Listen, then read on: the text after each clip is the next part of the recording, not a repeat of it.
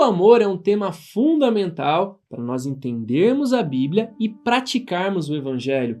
Longe de ser um sentimento afetivo, o amor bíblico, ele estipula o nosso relacionamento com Deus, tanto no tempo presente quanto na eternidade, e estipula o nosso relacionamento com o outro. Por isso eu quero te convidar a estudar conosco, neste módulo, a relevância do amor para a Bíblia e para o nosso relacionamento cristão.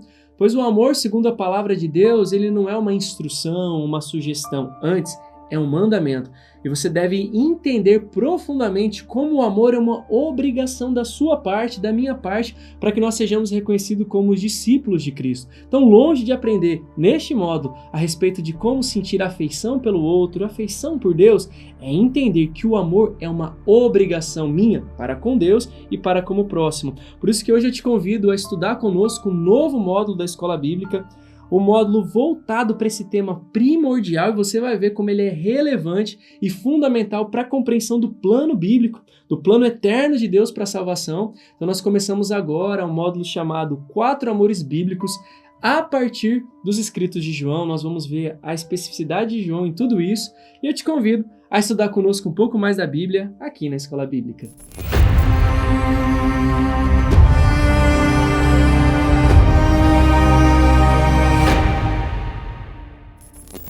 Quando nós entendemos amor, talvez o que nos chama a atenção é o amor como um afeto, algo passional justamente, né? Nós somos bombardeados por informações, principalmente pelo meio comercial, de que o amor precisa ser manifesto em gestos, de que eu preciso dar uma florzinha de Dia dos Namorados, que eu preciso manifestar por meio de coisas coloridas, afetivas, jantares, refeições, o amor que eu sinto pela minha esposa. Não que isso seja errado, mas eu não posso entender e limitar o conceito bíblico de amor para uma atividade passional ou afetiva. Eu quero desconstruir o entendimento de que o amor é um sentimento brilhoso, afetivo, que tira o nosso entendimento e nos faz nos apaixonar por Deus. Antes, o amor bíblico é uma decisão coerente, de relevância espiritual e que estipula crivos em nossas vidas, como ser discípulo de Cristo, nós veremos aqui, só é evidenciado a partir da nossa capacidade de amar o outro, e o outro nem sempre é aquele que nos agrada. Por isso que eu quero te convidar a imergir na palavra de Deus, a estudar um pouco mais conosco a partir desta aula. Vamos começar fazendo uma reflexão. Antes de entrar propriamente dito na primeira aula, eu disse que o nome do módulo, 4 Amores Bíblicos, né? A partir dos escritos de João, e eu quero te questionar, por que será que nós escolhemos João? Você bem sabe que nós temos 4 evangelhos, mas dos 4 evangelhos, aqueles que mostram o amor como um mecanismo, como uma ferramenta, como uma essência de Deus, é o evangelho de João o que mais aborda esse tema. Claro que os 3 primeiros evangelhos e todas as cartas, o plano de salvação de Deus vai evidenciar o amor. Mas João, em seu evangelho e em suas cartas, também até no Apocalipse, ele trata o amor como um pilar, um fundamento. Por isso que eu não quero que você pense que Deus estava enamorado da humanidade, da criação, quando Ele manda Jesus Cristo. E nós estamos enamorados por Jesus quando nós frequentamos a igreja. Isso não é um convite para você se apaixonar pelo irmão do lado, mas entender que manifestar o amor é um pilar do cristianismo. E por que, João? Você bem sabe que João foi chamado antes de ser discípulo de Jesus, junto com Tiago, como filho do trovão. Tiago e João, os irmãos, eram chamados de filhos do trovão.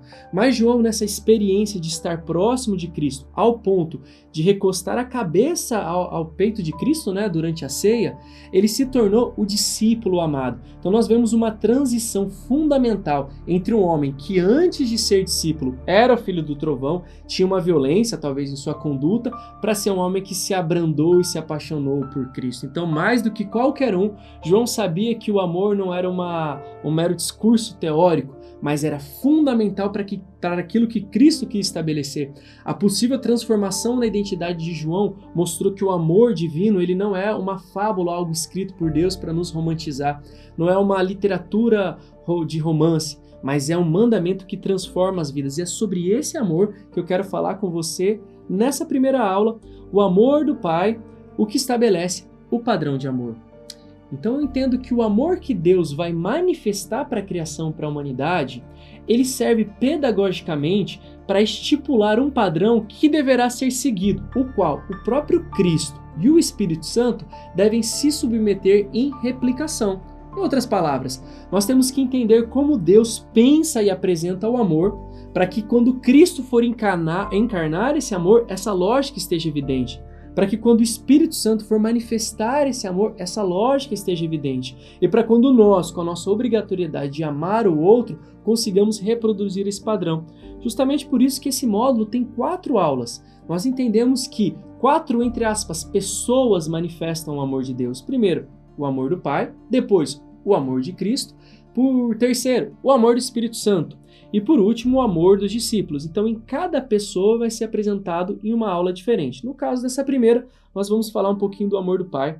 Eu acho que você tem sua Bíblia em mãos, então abra comigo no Evangelho segundo João, a partir do capítulo 17. João 17, então nós enfatizaremos os escritos de João, nesse módulo composto por 4 aulas que abordarão o amor. João 17, verso 24, pode anotar sua Bíblia. São as palavras de Cristo que vão fazer alusão ao amor de Deus e dizem o seguinte: Pai, a minha vontade é que, onde eu estou, também estejam comigo os que me deste, para que vejam a minha glória que me conferiste. Agora o nosso destaque. Porque me amaste antes da fundação do mundo. João 17, 24. Tendo destaque para por que me amaste antes da fundação do mundo, nós temos uma evidência clara, a partir do discurso de Cristo, de que o amor que Deus apresenta para o Filho, então no primeiro tópico, o amor de Deus voltado ao Filho, o amor que Deus apresenta para o Filho não foi um amor criado, veja bem, antes da fundação do mundo. O amor que Deus está relacionado a Cristo, está relacionando a Cristo, está voltado ao seu Filho, não é um amor que foi consequência da criação da humanidade, da criação relatada em Gênesis, mas um amor que existia antes da criação, que estava com Deus Pai, Jesus Cristo e Espírito Santo. No momento de plenitude que precedeu a criação de todas as coisas, a Trindade estava unida e havia um elo entre elas que era estipulado pelo amor. Jesus está dizendo para o Pai, olha, deixa eu replicar, vamos replicar nos outros, replique o Senhor nos outros, um amor que existe entre nós desde antes da fundação do mundo. Assim eu entendo que o amor precedeu qualquer criação, ele não foi criado, ele é uma constituinte de Deus e principalmente o amor faz parte da identidade divina. Você está vendo que o amor de apaixonado, que é o amor eros para os gregos, não tem a ver com o amor que nós estamos falando. Então o amor não foi criado, não foi exercitado, não foi aprimorado, o amor está na origem de todas as coisas, aliás, um pouco antes da origem, na plenitude da Trindade, antes da criação, antes da fundação do mundo. Nós entendemos também em 1 João 4,8, João vai dizer que Deus é amor. Se o amor existia antes da criação, logo o amor é a identidade de Deus. Deus é amor e Deus estava amando Cristo desde antes da fundação. O amor não foi algo meramente criado, mas foi algo que existia desde a eternidade. E assim nós entendemos que o amor verdadeiro, o amor de Deus, é verdadeiro e duradouro. Assim como Cristo haverá de amar os seus discípulos. Então, o primeiro ponto para nós entendermos, o amor de Deus que é voltado a Cristo, ele é um amor que não foi criado, mas estabelecido desde a eternidade. Se você lembra do plano bíblico, o final de todas as coisas, na conclusão do Apocalipse, é nós restaurarmos, nós voltarmos a uma essência que precede até o jardim, que precede a criação de todas as coisas, onde Deus era pleno e agora Deus volta a ser pleno com a humanidade. Não que ele não fosse pleno durante o tempo que nós estamos, mas a intimidade dele, a completude, vai ser estabelecida somente no final, na restauração de todas as coisas, pois o Espírito Santo está na terra, clamando para o retorno de Jesus, para que haja, sim, essa perfeita união que vai ser manifesta pelo amor. O segundo tópico para você anotar no seu caderno, o amor de Deus voltado aos filhos. O primeiro era voltado ao filho, agora voltado aos filhos. E aí nós vamos para aquela passagem clássica. João 3,16, passagem clássica a respeito do amor de Deus. Quero te convidar a anotar todos esses pontos, anotar todos esses versículos para que depois de concluída essa aula você tenha um caminho já pré-estabelecido para voltar e refletir, pois a aula que eu estou ministrando aqui, ela é disponível para todos. No entanto, o que você faz com o conteúdo que você recebe durante a semana, quando você leva para oração, para reflexão, Deus aprimora e vai muito além do que qualquer conhecimento que um professor possa te transmitir. Voltando então aqui, João 3,16, a palavra de Deus, você já decorou, vai dizer: Deus amou o mundo de tal maneira que deu seu Filho unigênito, para que todo o que nele crê não pereça, mas tenha vida eterna. Esse versículo especialmente eu quero destrinchar com você. Então não tenha nem a sua atenção voltada à imagem que você está vendo na câmera na tela do seu telemóvel, do computador, mas a tua Bíblia mesmo. Primeiro ponto ali, Deus. Quem é o Deus que amou todas as coisas, que amou o mundo de tal maneira? Esse é o Deus poderoso. Dá um tempo aqui, faz uma brecha. Nós não estamos falando do Deus que nós já vemos apresentado na Bíblia. Mas imagine o Deus que criou todas as coisas. O Deus que você encontra não só na palavra, como Deus Pai, Criador de Jesus e Criador de todas as coisas, mas o Deus que é responsável pela árvore que tem aí fora da tua casa. O Deus que tem em seu poder as estações do ano. O Deus que coloca a vida dentro do ventre de uma mulher. Então reparem que o Deus Todo-Poderoso, que é revelado na Bíblia, mas que é encontrado em toda a criação, o Deus que governa o tempo, ele tem uma ação muito direta, que é amar o mundo. O Deus Todo-Poderoso que fez todas as coisas, eu quero ser redundante para que nós imaginemos o poder de Deus e não estejamos limitados a talvez a nossa religiosidade e acostumar que Deus é aquele que eu oro e que me visita no culto e olha lá. Não que isso seja pouco, mas entender que aqui nós estamos falando e João está dizendo a respeito de um Deus Todo-Poderoso, um único Deus, Criador de todas as coisas pela sua vontade e sua palavra. Esse Deus, ele pode agir de qualquer maneira no mundo, pois ele criou o mundo e ele escolhe amar o mundo. Você está vendo como o amor é intensivo, o amor é intencional? Não é um mero sentimento passageiro que Deus se apaixonou pelo mundo, mas voltando a João 3,16, Deus amou o mundo. Então, Deus tem uma ação divina de amar e o mundo é o objeto desse amor de Deus. Agora a gente vai avançando e a parte uma das partes mais impressionantes desse versículo é justamente a falta de subjetivos, na verdade de adjetivos de João para descrever o amor de Deus. Ele fala que Deus amou o mundo de tal maneira. João não está fazendo alusão a nada, somente a uma compreensão que beira o absurdo. João não está dizendo que Deus amou o mundo ao ponto de entregar o seu filho, mas de tal maneira. Não é com a intenção, é de tal maneira. A falta de uma precisão da maneira com que Deus entregou o seu filho, Deus manifestou o amor do mundo, é porque João sabia que nós nunca compreenderíamos esse amor. O amor de Deus é incompreensível para o nosso entendimento humano. Pela nossa condição carnal e pecaminosa, nossa visão passageira do mundo, do tempo, nós jamais conseguiremos entender como que o Deus Todo-Poderoso nos amou e entregou o seu filho em nosso favor. Então é importante nós entendermos que de tal maneira é a medida e a qualidade do amor de Deus. Inexplicável. Faltaram palavras para João descrever como era esse amor. Continuando o texto, esse amor fez com que Deus tivesse uma ação livre e deliberada de dar algo para o mundo. Deus deu o seu, algo que ele possuía, mas pela sua decisão de amar o mundo, ele entregou. Deus está compartilhando algo com o mundo. Deus não está apenas dividindo, porque a partir do momento que ele deu, entre aspas, passa a ser do mundo e não é mais dele. Isso, o objeto que ele deu, ainda vai retornar para ele. Mas esse objeto que é o seu filho, Deus por um tempo se desprendeu dele e entregou para os homens. Você que é pai, você que é mãe, imagine então, a ação de Deus não é de fazer uma oferta que o estabilizaria, né? Não é de entregar um carro para o irmão necessitado. A oferta de Deus não é de ceder a casa para que o sem-abrigo passe uns dias e more. Não. A oferta de Deus foi Deus olhando o que eu tenho de mais precioso, eu vou entregar para a humanidade. Aí a minha pergunta, você estaria disposto a fazer isso pelo próximo, entregar o seu filho? Eu acho que a gente nunca vai conseguir fazer isso, a gente nunca, por uma decisão racional, vai ter coragem. Aliás, Deus nunca vai pedir que nós entreguemos nosso filho para que outro tenha vida. Isso foi um plano que ele tinha e o máximo que ele fez foi pedir para Abraão. Mas mesmo assim, para que nós consigamos balizar esse sentimento, você estaria disposto a entregar o seu filho por outro, entregar a sua vida pelo seu filho? É uma decisão muito rápida e clara para qualquer pai ou qualquer mãe, mas entregar o nosso filho por outro beira o absurdo. E João está reproduzindo esse entendimento de Deus, que Deus entregou o seu Filho unigênito. Jesus, depois de ter vindo, se tornou o primogênito de toda a criação. primogênito entre filhos, né? O primogênito de toda a criação, porque ele foi o primeiro a transmitir, a evidenciar o que Deus era, né? Não porque ele tenha sido criado, mas era o primeiro na criação a ter as características de Deus. Mas Jesus se tornou o primogênito entre muitos irmãos. Mas antes de ser enviado, ele era o unigênito. Deus só tinha um filho que era Deus, como ele também era Deus. É o mistério da Trindade. Ele escolhe que esse filho seja enviado. Nós já chegamos a um outro ponto de entender que Deus ele foi altruísta ao ponto de tirar dele e dar para o mundo, mas ele escolheu algo que era impagável. Algo que tem um valor indescritível, imensurável, não somente porque era Deus vindo para a terra, mas porque era seu único filho.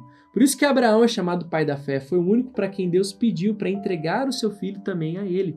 E aí nós sabemos que Deus acaba poupando Isaac, né? Mas tipificava ali uma ação de Deus. Beira o absurdo, isso não é repetido na Bíblia, a não ser no pré-anúncio dessa obra com Abraão.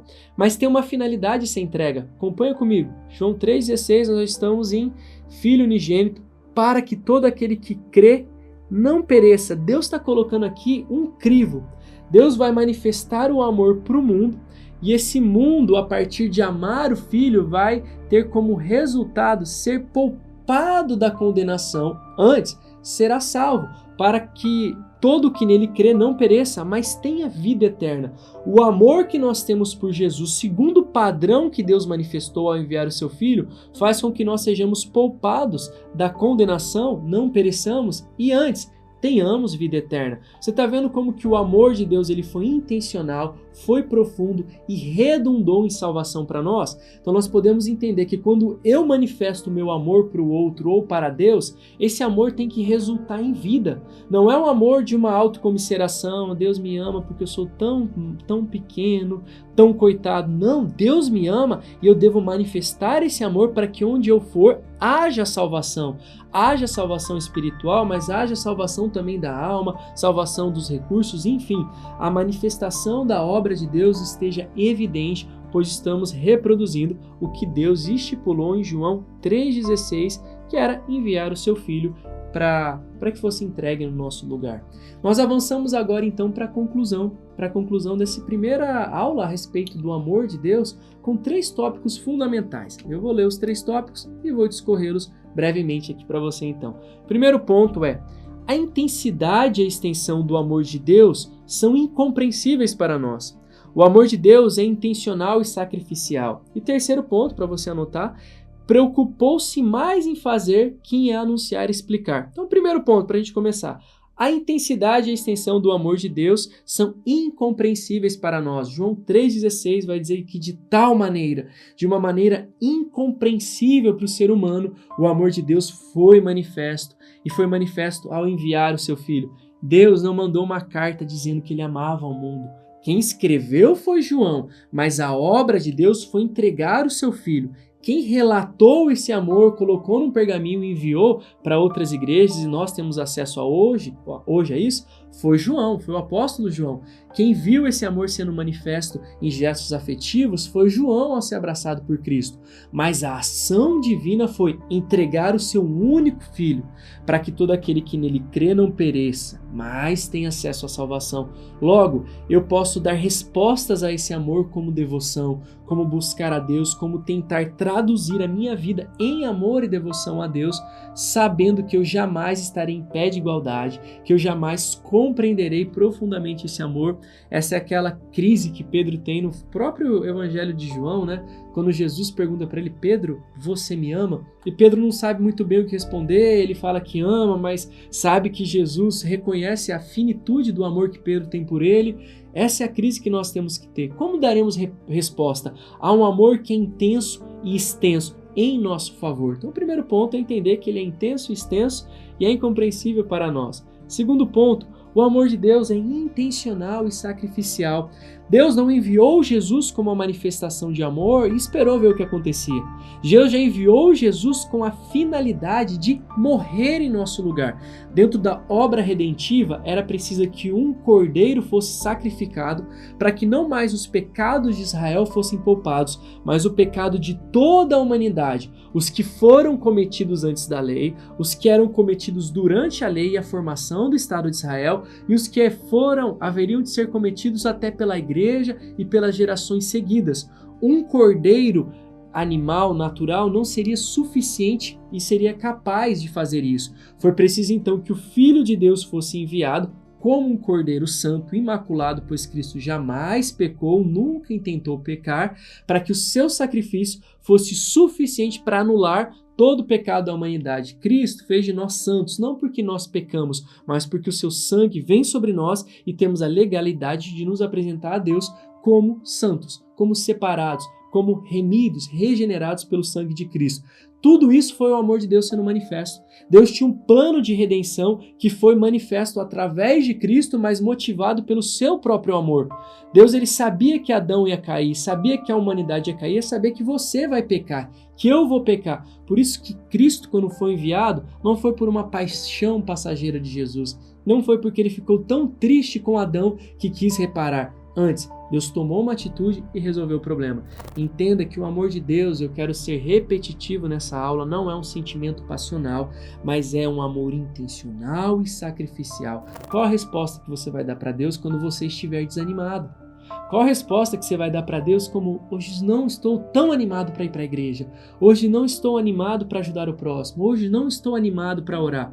Deus não estava no ápice de alegria e enviou Cristo. Deus foi intencional e sacrificial. É como se Deus pensasse, independente do que eu sinto, do sofrimento que eu terei, do sofrimento que meu filho terá, do sofrimento que nós veremos ser produzido por meio do martírio dele, nós enviaremos Cristo para que morra em favor da humanidade e depois a humanidade tenha acesso à minha presença. Deus foi intencional, não foi empolgado no meio dessa atitude que ele toma. Então, veja, o segundo ponto deixa claro que a nossa resposta ao amor de Deus não pode ser governada pelas nossas emoções e os nossos afetos. Antes, deve ser intencional e sacrificial.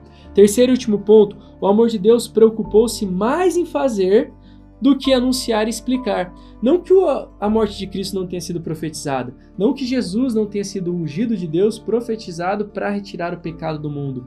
Nós vamos ver isso na Bíblia, às vezes não de maneira tão clara, mas sutil e discernindo no Espírito, como Cristo vai aparecer no Antigo Testamento. Mas a intensidade do que foi o sacrifício de Jesus foi muito maior do que o anúncio que é encontrado no Antigo Testamento. Foi muito mais preciso, pontual, enérgico, grandioso o ato de Deus entregar o seu Filho do que qualquer anúncio que teve no Antigo Testamento. Então, apesar de ter sido anunciado, a atitude de entregar o seu filho foi incomparável. Nenhuma profecia poderia se comparar ao entendimento que Deus ia mandar o seu filho ao mundo para que nós tivéssemos acesso à salvação. Entendia-se por meio dos profetas, por meio da lei, das tipificações que Deus enviaria um Messias para salvar a humanidade. Mas como filho, é algo muito difícil de ser encontrado no Antigo Testamento. Mas isso nos mostra e nos é claro a partir do Evangelho. Grande evidência de Cristo não foi seu Messias, porque o Messias estava sendo evidenciado por meio das suas ações, mas a grande evidência e novidade de Cristo foi mostrar que o Deus que escolheu o Messias era Pai. A identidade de Deus enquanto Pai só fica clara a partir de Cristo. Por mais que tenhamos referências no Antigo Testamento, a paternidade divina só ficou clara quando o Filho foi enviado. Ao ver o Filho se via ao Pai, isso está claro no Novo Testamento. E mais claro que isso olha o amor desse pai. Mandou o filho para referenciar a humanidade de que ele existia como um pai e esse filho morreu em favor, por ordem do próprio pai, em favor da humanidade. Então, Deus se preocupou em preanunciar Cristo, em profetizar, mas a preocupação maior estava em fazer, em consumar a obra. Aquilo que começou no jardim antes da criação foi estabelecido no Calvário, foi consumado com Cristo sendo entregue por nós e também com a conclusão de tudo isso, no Apocalipse, quando ele voltar, quando Cristo aparecer nos ares. Então nós entendemos que o amor de Deus ele é muito prático, é muito material. Então você, se tem dificuldade de elaborar a sua fala a respeito do amor, de manifestar o amor por meio de palavras carinhosas, saiba que o crivo de Deus é fazer. Então eu preciso ir e manifestar o amor dizendo que Deus ama o perdido. Se você tem capacidade, faça isso, pois isso é o Evangelho. Mas se você não tem a capacidade afetiva de demonstrar por meio de palavras, saiba que Deus preferiu fazer a falar. Deus falou pouco e fez muito. Então, se você consegue traduzir o amor que você sente por meio de obras de justiça social, por meio da tua oração, por meio da sua prática cristã, você vai estar sendo suficiente. Então, mais do que dizer que nós amamos, nós temos que entender que a igreja foi chamada a manifestar o amor de Deus. Nós entendemos então nessa primeira aula como o amor divino, ele estabelece o padrão do amor bíblico. Se nós quisermos entender então o que é o amor de Deus, primeiro devemos olhar para o Pai, pois o Pai estabelece algo que vai ser reproduzido a partir do Filho, do Espírito Santo e dos discípulos. Como tem sido o seu amor? Como é que você tem manifestado o seu amor em relação à sua esposa, ao seu cônjuge, em relação aos seus filhos? É um amor muito afetivo, e bom que seja, né, que nós transmitamos afeto aos outros, mas será que tem sido um amor como decisão ao ponto de se entregar para sua família? E pela tua igreja? E por aqueles que fazem parte da tua igreja? Por aqueles que estão inseridos no seu bairro e não foram alcançados? Você tem praticado esse amor? Ele é fundamental para evidenciar o amor que Deus estabeleceu. E eu quero te convidar no encerramento dessa aula para não deixar de nos seguir nesse canal, siga-nos no canal, deixe o seu joinha, deixe sua curtida para que tenhamos um engajamento maior e outras pessoas possam ter acesso organicamente a vídeos como esse, aos vídeos que nós temos produzido aqui na Casa do Leão, e também não deixe de nos ajudar divulgando. Copie esse link, mande para alguém que precisa aprender um pouco do amor de Deus, para quem você talvez queira reforçar esse entendimento, manifestando da sua parte o amor que Deus colocou no seu coração. Te agradeço por estar conosco nessa aula e já te espero na próxima, a respeito do amor do Filho. Deus abençoe.